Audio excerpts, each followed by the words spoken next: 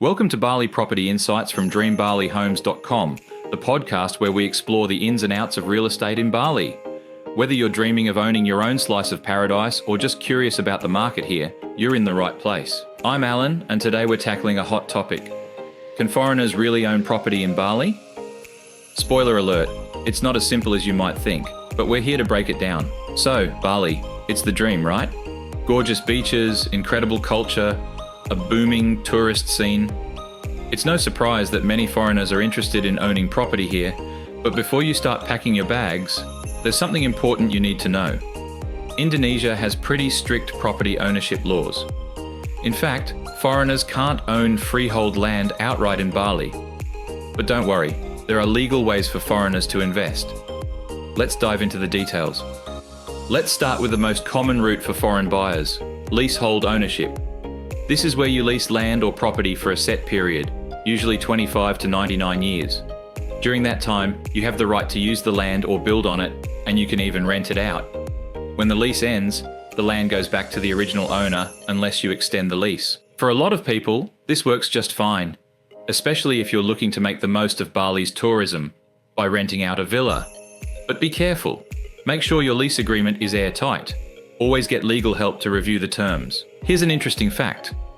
Leasehold prices for villas in popular areas like Seminyak or Canggu can range from $200,000 to $500,000 for just a 25 to 30-year lease. Not exactly cheap, but hey, you're buying into one of the most sought-after spots in the world.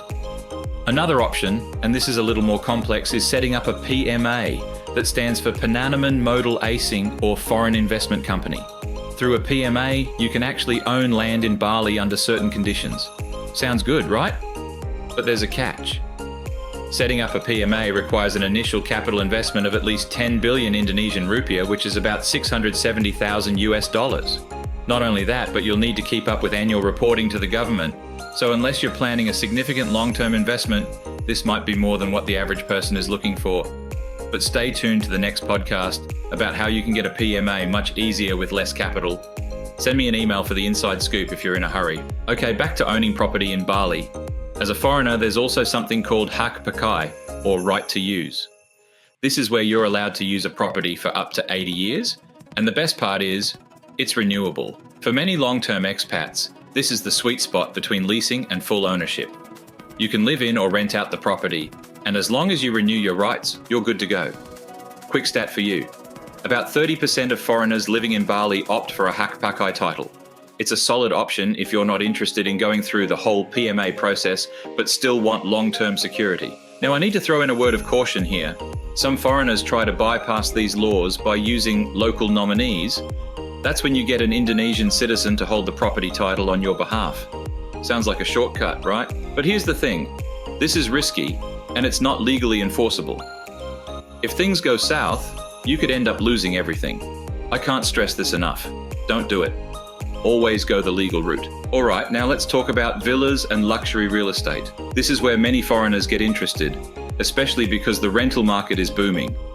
Bali attracts over 6 million tourists every year, and many of them are looking for short-term villa rentals. If you invest wisely, you could see a rental yield as high as 810% annually.